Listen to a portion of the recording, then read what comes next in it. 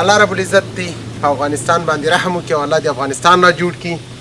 بهترینې اوبه لرو، ښایسته خوږې اوبه لرو د فصل او د ځمکو د پټو دپاره. راغلي یو اطراف ته او وړاندې ساحه ده، نو د الله تعالی کور ته. زما وطن افغانستان دی د خپل ځان راته ګران دی، پاک الله خو د نور جوړ کړي بلا وخت وشو چې وران دی. زما وطن افغانستان دی د خپل ځان راته ګران دی، پاک الله خو د نور جوړ کړي بلا وخت وشو چې وران دی. شاهدان لشمار وتلی، یتیمان لشمار وتلی، د غربت حد پرې تمام دی، د هر چا څیرې ګریوان دی. شهیدان لشمار وتلی، یتیمان لشمار وتلی، د غربت حد پرې تمام دی، د هر چا څیرې ګریوان دی. زما وطن افغانستان دی د خپل ځان راته ګران دی، پاک الله خو د نور جوړ کړي بلا وخت وشو چې وران دی. زما وطن افغانستان دی د خپل ځان راته ګران دی، پاک الله خو د نور جوړ کړي بلا وخت وشو چې وران دی. پورا وشول څلوېښت کاله یرغلونه د بد حاله، خدایه اور په مونږه دغه ستا څلور کنجه جهان دی. پورا وشول السلام علیکم ورحمت الله وبرکاتو. ښایسته افغانستان او ښایسته ویلي، ښایسته دایرې.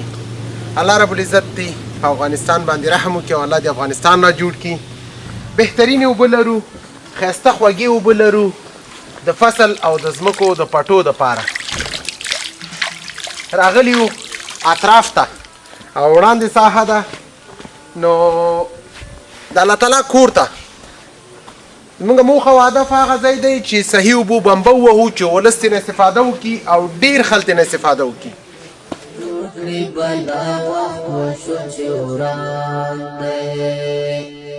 زما وطن افغانستان دی د خپل ځان راته ګران دی، پاک الله خو د نور جوړ کړي بلا وخت وشو چې وران دی.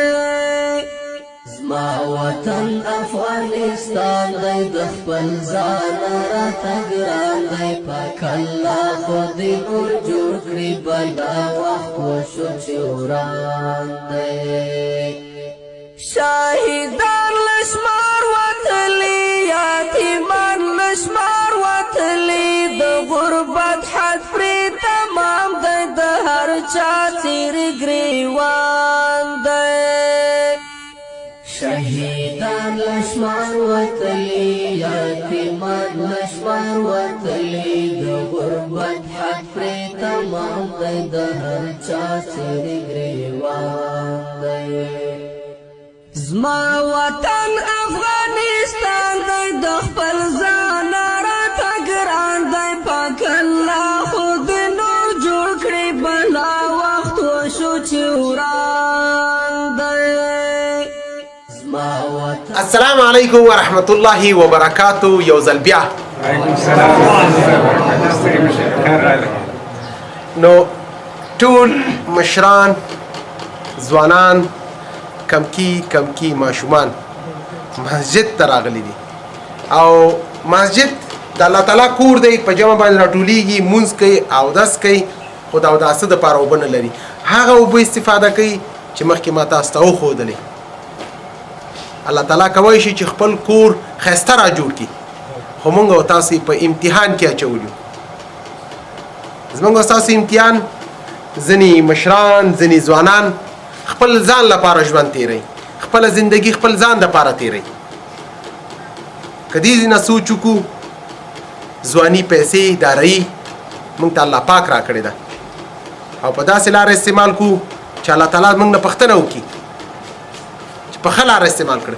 خو د ښه خلکو پیسې په ښه لار استعمالیږي او د کومو خلکو پیسې چې بې ځایه استعمالیږي هغې ته دې الله نیکۍ هدایت وکړي.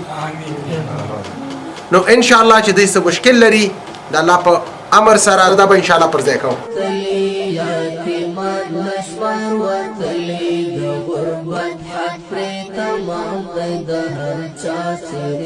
لکه څنګه تاسو ته معلومه ده چې دا مسجد زمونږ جامع مسجد دی.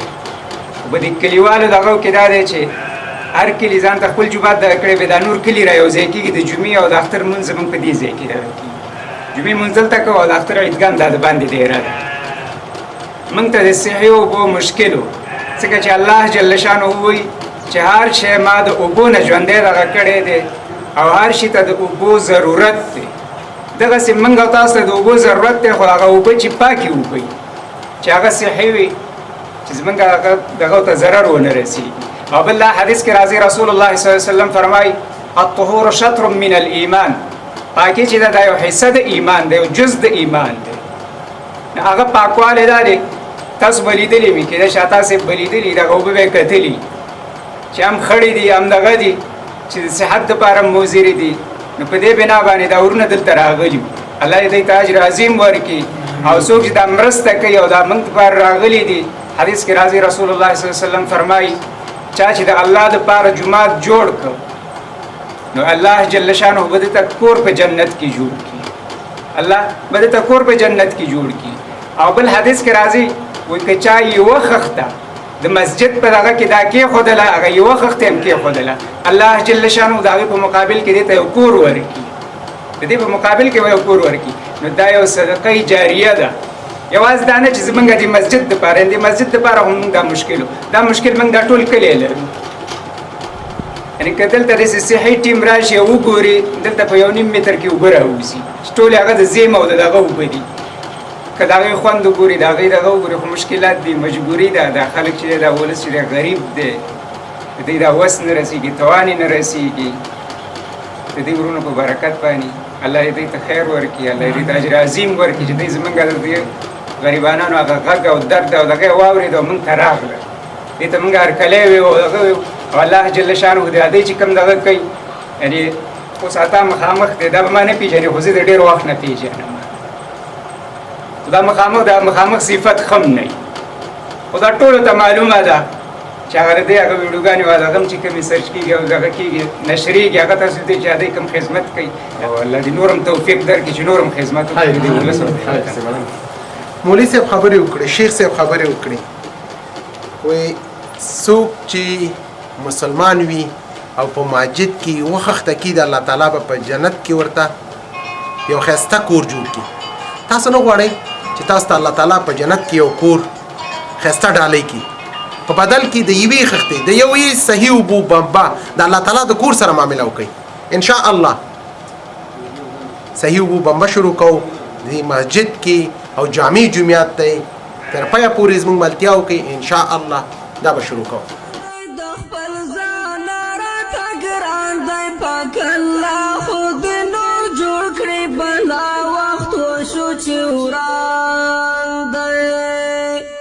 زما وطن افغانستان دی د خپل ځان راته ګران دی پاک الله خو دې نور جوړ کړي بلا وخت وشو چې وران دی. زما وطن افغانستان دی د خپل ځان راته ګران.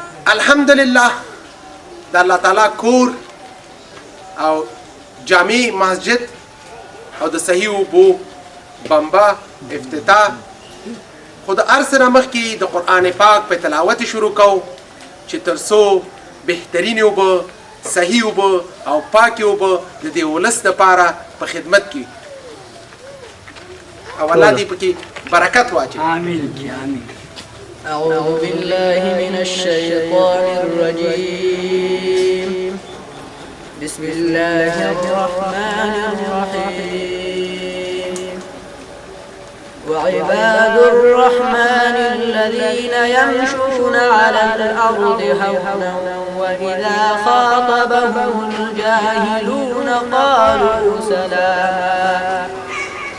والذين يبيتون لربهم سجدا وقياما والذين يقولون ربنا اصرف عنا عذاب جهنم إن عذابها كان غراما إنها ساءت مستقرا ومقاما صدق الله العظيم.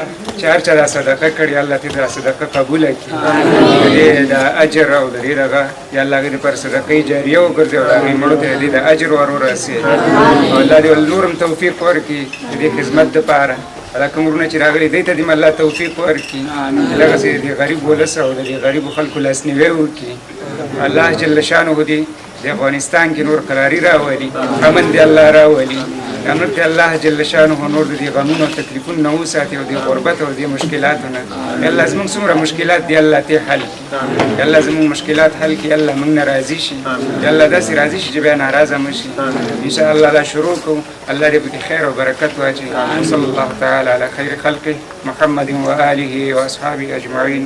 پاک الله خود نور جوړ کړي بلا وشو چې وران دی پورا وشو څلوېښت کاله یرغلونه دي بد حاله خدایه اور په مونږه دغه ستا څلور کنجه جهان دی پورا وشو څلوېښت کاله یرغلونه دي بد حاله خدایه اور په مونږه دغه ستا